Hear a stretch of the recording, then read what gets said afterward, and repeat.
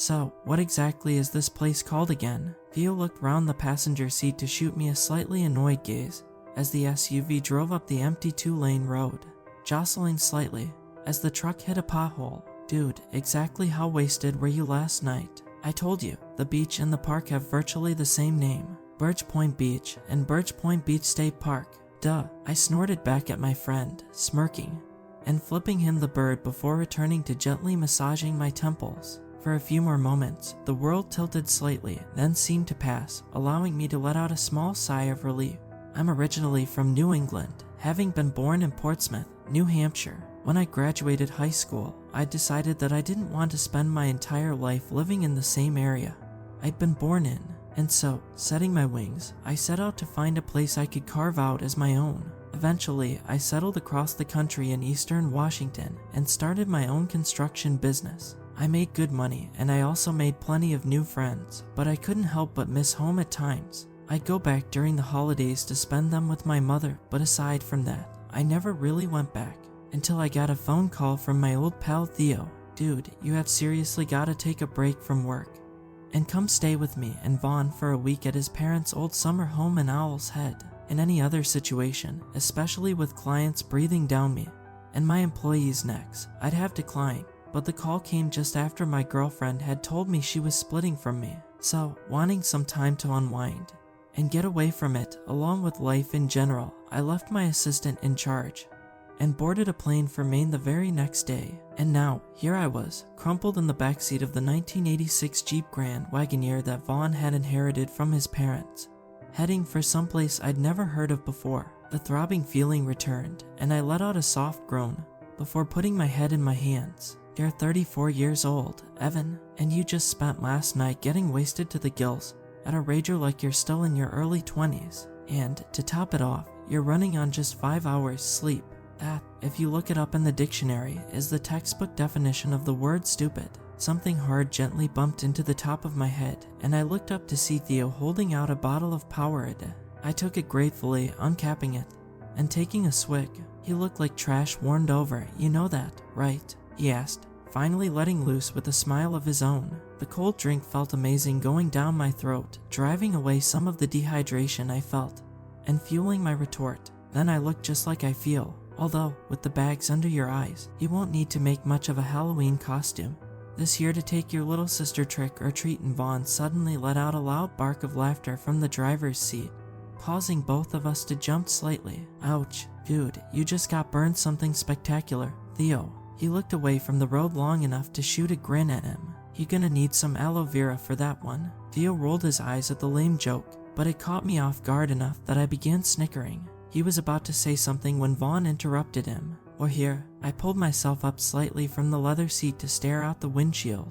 He was right. Ahead of us lay a medium-sized parking lot that stretched out in a rectangle. I noted with slight interest that there were only 1 or 2 other cars here. As if sensing my gaze, Vaughn spoke again. Not many people come here this early in the morning. They're down in town having breakfast, or still asleep. I let out a grunt in reply as he pulled into an empty space and parked. For a few moments, the three of us simply sat in the truck, listening to the call of birds filtering in through the closed windows as the sky became lighter, hinting that dawn was just about to break.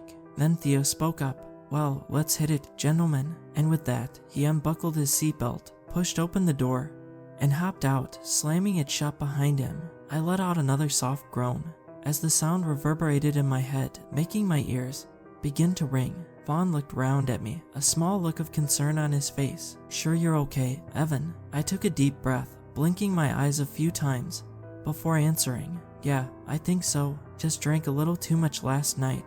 My head feels like I just got off the old tilt-a-whirl at Canopy Lake Park. He let out a soft chuckle. Well, you kinda went a bit overboard last night, bro. His face turned back from amused to concern. Tell you what, when we get to the beach, you can crash on the towel for a bit. Sound copacetic? I nodded, feeling thankful that out of the 2 of my friends, Vaughn was the one who had always looked after us, since we'd been kids. He reached over and patted me on the shoulder. Come on, before Theo gets impatient and pissy. Together, we pushed open our respective doors and stepped out. The cool breeze felt like a godsend against my brow, and I inhaled deeply, smiling at the ocean breeze, which invaded my nostrils. The smell of the ocean. It invigorated me a bit, and I strode around to the back of the Jeep, where Vaughn was lowering the tailgate to retrieve the bag of towels and water he'd tossed in earlier. After shutting the tailgate again and letting the rear window roll back up, he pulled the key out and motioned for us to follow him. For a few minutes, we walked in peaceful silence, the only sounds heard being the birds in the trees around us and the growing crash of waves against the shore. Then the trees parted, allowing us our first glimpse of the place we'd been brought to. Theo let out an awestruck laugh. Holy crap, V, you've been holding out on us. The beach looked nothing less than something you'd find on the front of a postcard, which you'd send back home to make people jealous of your trip. It stretched out to either side of us in a sort of crescent moon shape, the rocky ground giving way to sand that led to the water's edge. Vast swaths of pine and fir trees encircled the entire beach, looking very much like sentries guarding a hoard of treasure, and the smell of pine needles intermingled with the ocean spray. Seagulls cried from overhead, and I turned my gaze to look out to sea. The sun was just beginning to rise on the horizon, and the dark shapes of what I realized where the Muscle Ridge Islands were framed in its glow. I let out a soft laugh of my own. Dude, this is fantastic. How the hell isn't this place more known? Vaughn began walking towards the sand, the two of us following along. It's always managed to fly just under the radar of most tourists. He called over his shoulder to me. They prefer going to the huge beaches down in York or Ogunquit, and that means this place stays a small slice of paradise for the locals. Like me, he dropped the tote bag on the sand, reaching in and pulling out 2 bottles of water, which he handed to us as another grin began to spread across his face. And, for the next hour or two, we have the entire place to ourselves. Theo let out a whoop at the news, one which made me wince slightly as it echoed in my head, but I couldn't help but give a grin of my own. Regardless of how you feel, this place is dope. A sudden burst of movement caused me to swing my head around, just in time to see Theo begin sprinting for the water. Last one is a plucked turkey, he shouted, pulling off his shirt and throwing it behind him. Vaughn shook his head and turned, giving me a slightly amused smile. I let out a snort of my own. Every fish and crab in the bay is gonna think he's absolutely Jim Dandy when he hits the water and stirs up the bottom, I muttered, causing him to chuckle. You ain't kidding.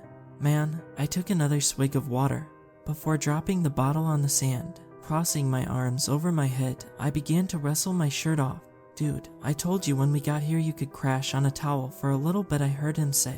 I finally freed myself from the shirt, casting it to the sand next to the bottle. If I don't at least take a dip in along with you guys, I'll never hear the end of it from him. I hooked a thumb at the figure which was now beginning to splash around in the shallow water like he was a little kid again. I'll just humor him with a few minutes swim, then hop out and lay on the towel for a bit. Besides, swimming in the oceans always helped clear my head. He looked like he wanted to argue, again being the older brother type, but instead nodded before pulling his shirt off as well. Race you to the water, then? He asked me. I nodded. A second later, the two of us took off. The cool wind whipped in my ears, and I vaguely heard Theo egging us on, but my gaze was focused on the shoreline, pouring all the power I could muster into my legs as I awkwardly ran in the sand. My head began to spin again, and I silently prayed that I wouldn't suddenly pass out and fall on my face. This is so freaking stupid, but no turning back now. And then I reached the water's edge. Even in the middle of summer, the Atlantic Ocean felt absolutely amazing in how chilly it was. Holy hell, it's cold. I involuntarily yelled out, but I kept going, running until the water reached my knees, where I launched myself forward. The cold water felt shocking as it completely enveloped me, and I couldn't help but shudder as my body slid through the water, my eyes pulled tightly shut to prevent the seawater from stinging them. My head breached the surface, and I sputtered out as I heard a disappointed cry. Damn it, Evan, even hungover you can still whoop my ass. I pushed the hair out of my eyes and turned back to find Vaughn standing in the waist-deep water, grinning at me. Guess I still got it was all I said. Theo slapped me on the back, congratulating me. Then he turned and began swimming around, laughing as he would dive underwater and surface a few moments later. I shook my head as my feet touched the bottom, and I stood up. Another wave of the hangover hit me hard, and I closed my eyes for a moment to center myself.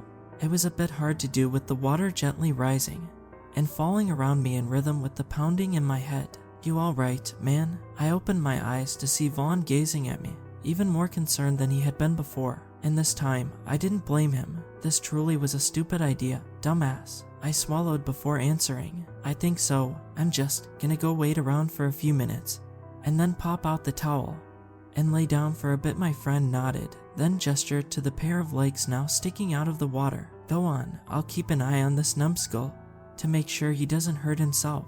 Nodding, I turned away and waded towards the left side of the beach, making sure to keep the point in my vision so I wouldn't accidentally wade out too far. The waves gently slapped my body, and as I drew further away from the hooting and hollering behind me, I began to feel a little better. Being in nature had always worked as a sort of natural healing salve for me, and this was no exception. I gazed down into the water, looking at the shimmering world that my legs walked through. A rather annoyed crab scuttled out of my way as I approached, raising its claws as if challenging me to a duel. I chuckled softly. Not today, buddy, I'm nowhere near in the mood. A few small fish darted about just ahead of me before streaking between my legs and out into deeper water. The distant crash of the waves on the rocky shoreline further out completed the idyllic, peaceful scene, and I felt my pounding head lessen slightly. That was when the feeling came over me. To this very day, I can't fully describe what it was. All I know is one moment I was feeling content. The next, it was like a lightning bolt had gone up my spine. The shiver that coursed through me was stronger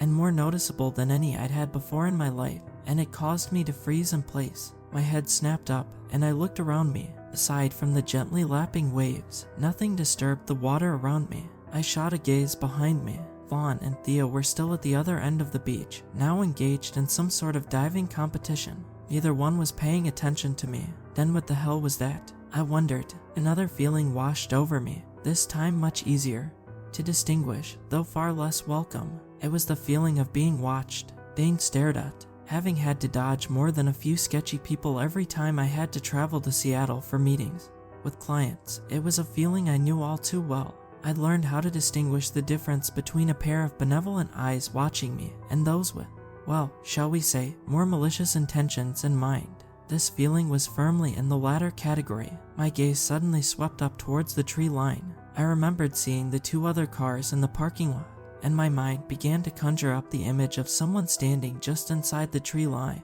watching us like a scene from a horror movie, but nobody stood staring at us. Not that I could see, anyways. Still, the feeling persisted, almost seeming to grow in intensity a little. I gave my head a shake. Get a grip, dude. Nobody is watching you.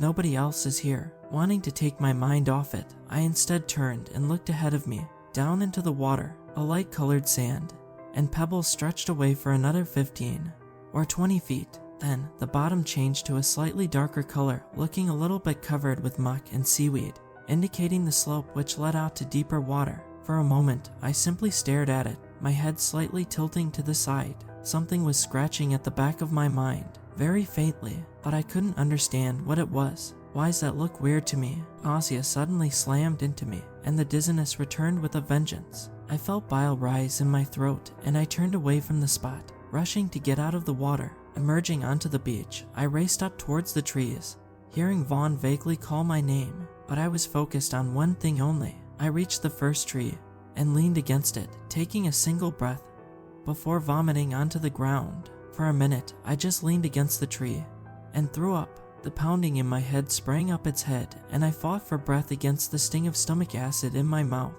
and throat. The world began to spin, and I thought I'd faint where I stood. Dude, holy hell. I turned, seeing Theo and Vaughn standing next to me. Vaughn pulled me away from the tree and gently began guiding me back towards the tote bag. Come on, man, you need to lie down, he said. Reaching our stuff, he signaled for Theo to lay out one of the towels, then slowly eased me down to sit on it. He picked up my shirt from the sand, shaking it off and handing it to me. Put this on and try and relax, he said, before looking up at Theo. He ain't going back in the water, bro. Last night really did a number on him. I heard Theo let out a slightly disappointed sigh. Sure, whatever. He used to be able to hold his drink a lot better than this. Man, that's because I gave up the party life and grew up, unlike you, I thought, but kept my mouth shut. Pulling my shirt over my head, I lay down on the towel so I could look out at the dark water. Vaughn spoke again, slightly annoyed by our friend's tone. Look, he needs to rest. You can go back in the water if you want, but keep an eye on him. Where the hell you going? Theo asked. I'm going to take a quick hike on the trails to cool off. especially after that little quip you made about our friend. I began to close my eyes. Sleep was calling my name, and she was insistent about it this time. I heard Vaughn walk away, muttering to himself. Theo appeared in the narrow band of my vision. He looked down at me, a slightly guilty expression on his face. Then he leaned down and patted my shoulder. "Feel better, bro," he said softly. I grunted in reply as he turned to run back to the water. As I stared at the ocean, the feeling I'd had while waiting returned to me, this time dulled by the encroaching sleep. For a moment, I realized it almost felt like something had told me not to keep moving forward. A new feeling poked its head out, one I couldn't place, but it was just as quickly chased away. I heard Theo splashing, signaling he'd re-entered the water. My eyes closed. For a small time, I lay in a sort of half-awake, half-asleep state, listening to the sounds of the gulls overhead and the splashing of my friend in the water. The rising sun felt warm against my wet skin. There was suddenly a single splash, louder than the others, almost pulling me back to the waking world. Then it was quiet, peaceful. A small smile crossed my face. The next thing I knew, I was being shaken awake. For a few moments, I attempted to resist, as I'd been in the middle of a very pleasant dream, but the shaking remained insistent, and I gradually became aware of a voice calling my name. "Evan, wake up, man, please." I let out a grunt, signaling I was awake as I rolled over onto my back. The voice came again. "Come on, buddy, you need to wake up." I finally cracked my eyes open, jamming them shut against the blinding sun. "I'm awake," I muttered, pulling myself into a sitting position. My head still throbbed, though not as much as it had before. Something was placed into my hand, and after a moment of feeling, I realized it was a pair of sunglasses. Flipping them open and sliding them on, I was finally able to open my eyes. Vaughn stood above me, looking around in almost a frantic motion. When he looked down at me, I snapped fully awake as I caught sight of the expression adorning his face. He looked beyond worried. "Dude, what is it?" I asked. "Did you happen to see Theo leave the beach, or even hear him say anything about going anywhere?" This question made me rise to my feet on slightly shaky legs. I looked around. The beach, aside from the two of us, was completely deserted. Nobody played in the water, and nothing moved in the woods behind us. The hell? No, I finally answered. "No, I didn't. The last thing I remember was him running back to the water after you took off. I heard him splashing around, and then I fell asleep." "Great," Vaughn muttered, then gestured down. "Well, he couldn't have gone that far. He left his shirt and shoes here." He was right. Theo's Converses and t-shirt still lay where he dropped them. My mind began to turn faster and faster. I looked at my friend. Could he have gone back to the Jeep for something? A look of relief suddenly flashed in his eyes. "Come on, let's go quickly look." And with that, he led the way back up the trail, walking slowly so that I could keep up. The dizziness hadn't fully gone away, but at least I felt confident I wouldn't pass out now. I felt sure that we'd round the corner and see our friend rifling through the truck for something. We did leave our phones in the Jeep anyways, but as we rounded the last bend and the parking lot came into view, that hope was torn from me like a fish in a shark's mouth.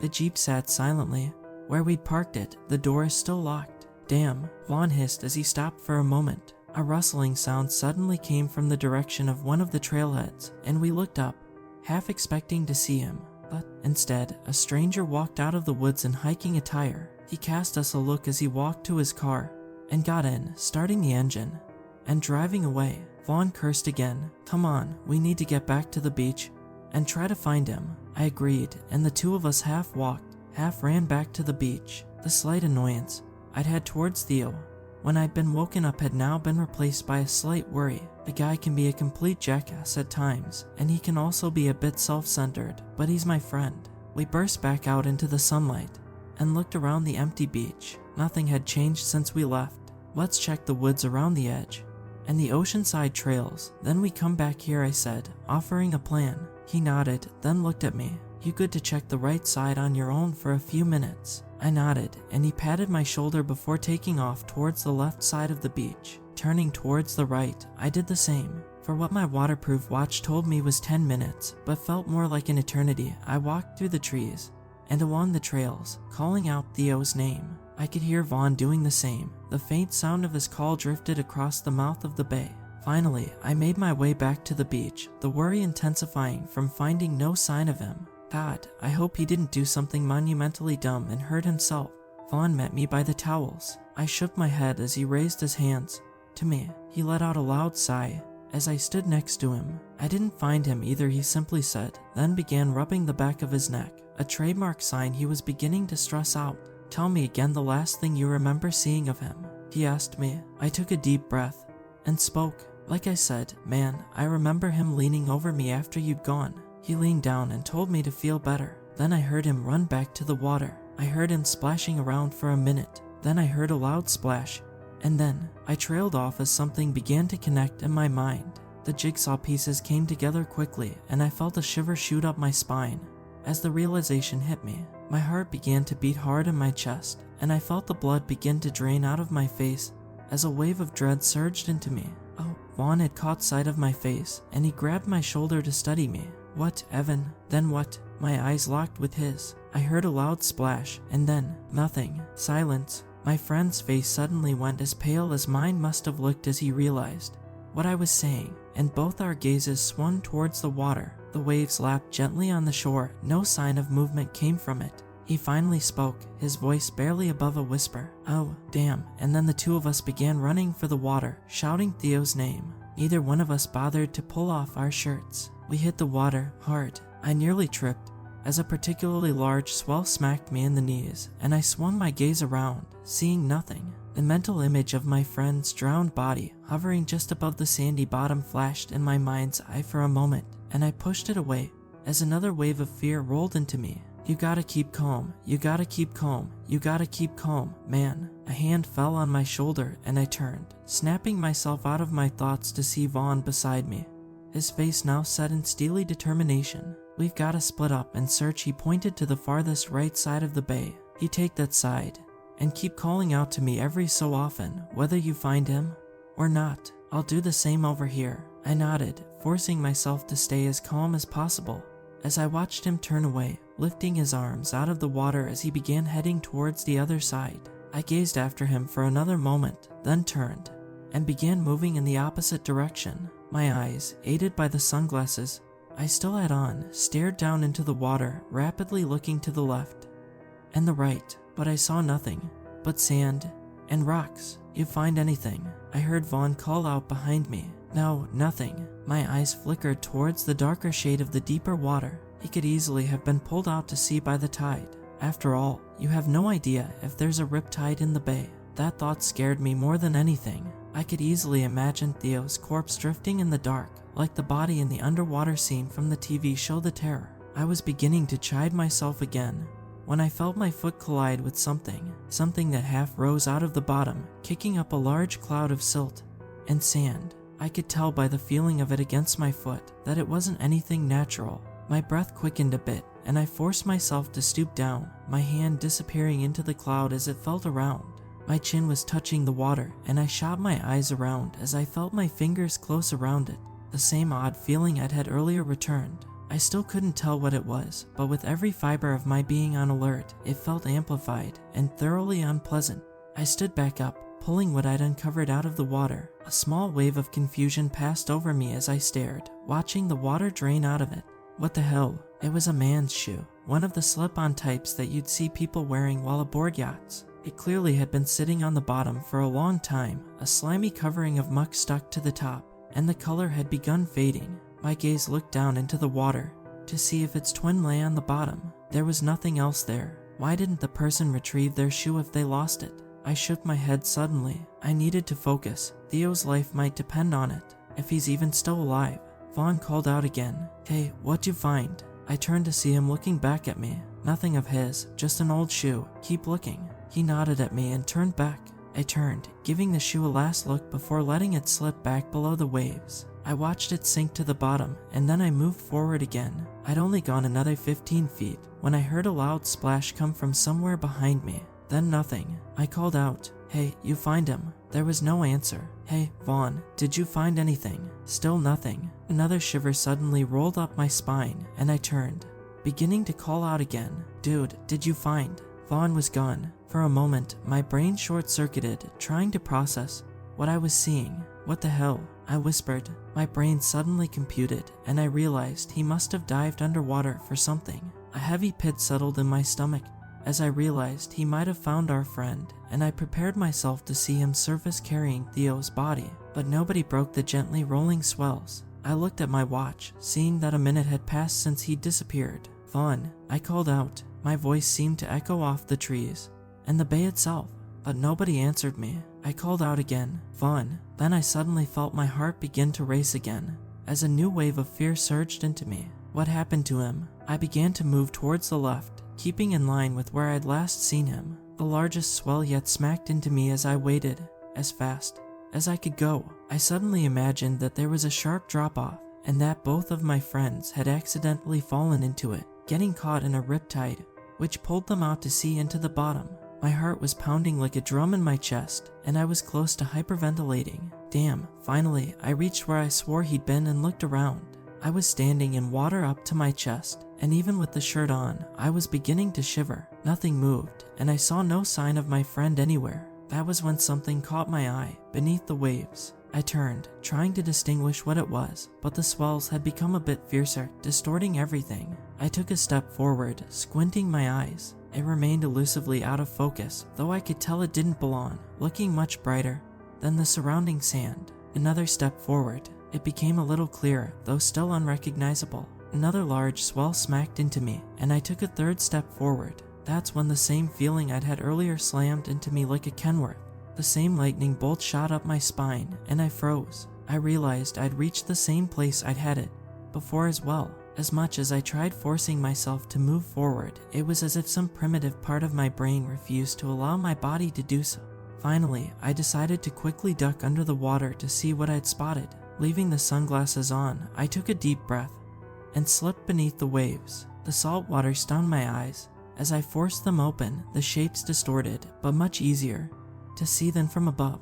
I turned to look in the direction I had, seeing it much clearer now. What the hell is that? I allowed myself to float a little closer. The object came into focus. I froze like a statue. For a moment, I wasn't able to move, my eyes locking on it, my brain trying to comprehend what it was, and simultaneously trying to refuse. The feeling I'd felt again returned with a vengeance, along with a new emotion, horror. I shot up, my head breaking the water as I sputtered it from my mouth, and felt my heart thunder in my chest. My eyes widened as I slowly began to back away, locking on what I recognized now. It was a human leg. To be more specific, it was Vaughn's leg. The tattoo wrapped around the ankle was proof of that. It lay on the bottom, and from what I saw, it ended by the upper thigh. My eyes flashed around, looking frantically at the water around me. Fear like I'd never felt kept crashing into me in bigger and bigger waves. A shark.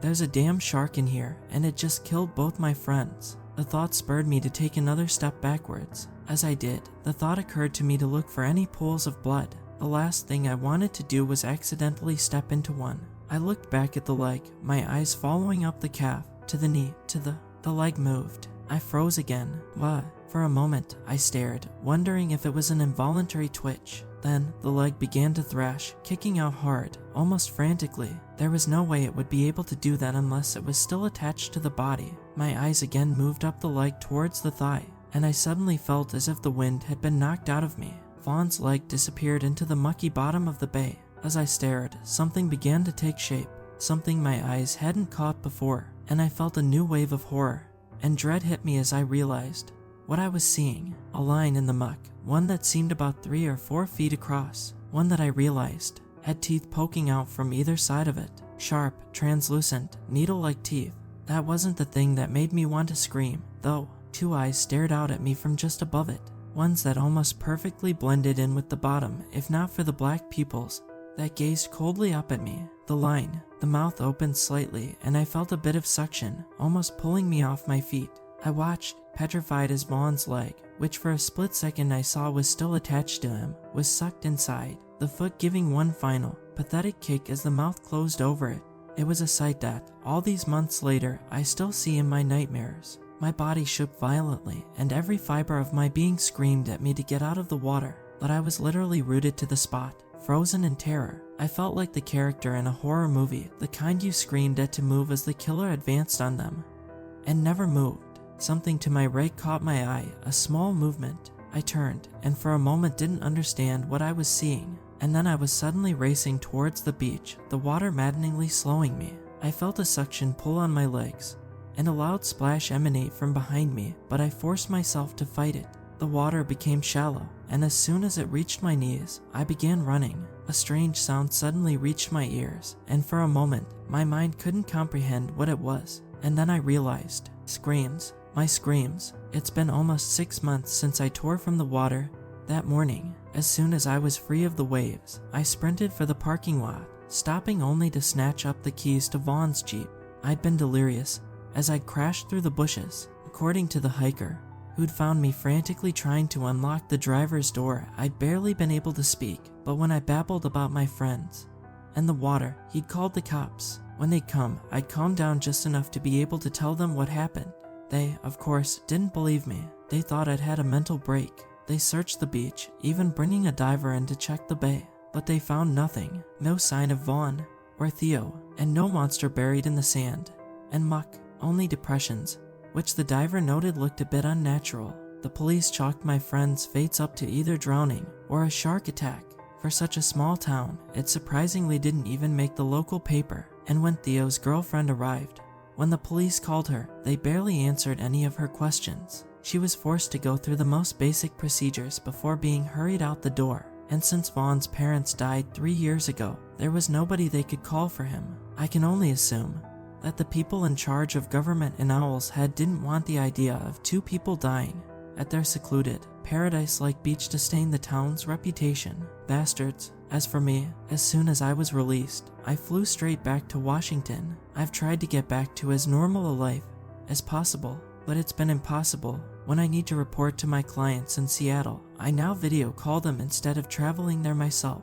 I tried one time, but as soon as my eyes spied the massive ocean stretching out away from it, I began to shake so badly that I had to pull over. I can't stand to even see the ocean anymore. Hell, I can't even stand to be near a lake, not without being reduced to a screaming, blubbering mess. I know what it was. Growing up, I'd always gone to the Boston Aquarium during summer vacation with my mother. I wanted to be a marine biologist for a time, and I begged her to take me to see all the creatures I used to adore. And I remember staring into one particular tank, watching a monstrous-looking fish bury itself into the sand, waiting for prey to swim by so it could leap up and grab them before swallowing them whole. One that was only about 3 feet long, 5 times smaller than the horror I saw that day. And looking to the plaque mounted on the wall beside the glass, seeing the name, Stargazer, I suffer nightmares every single time I fall asleep. Nightmares of seeing my friend being eaten alive, disappearing into that mouth, one as wide as a dinner table. Nightmares of seeing those cold eyes gazing at me, eyeing me like I was a Thanksgiving turkey. And nightmares of turning to see the second one rising from the bottom, getting ready to strike at me. The few people I tried to tell about what I saw that day, scientists and marine biologists, never believed me, saying that those fish could never grow to such sizes. And now, I've finally decided to post what happened that day here, in a place others tell of unbelievable and horrific things that no one believes. I don't care if nobody believes me here, either. I need to warn you, warn as many people as I can. There are horrific things that prowl the ocean, things that scientists haven't seen yet, things that nobody has seen yet, seen and lived to tell about anyways. Even if you don't believe me, please, at least be wary when you go to the beach. Be vigilant when you wade into the water to have fun with your friends or family, because it's not just the deep ocean you should be afraid of.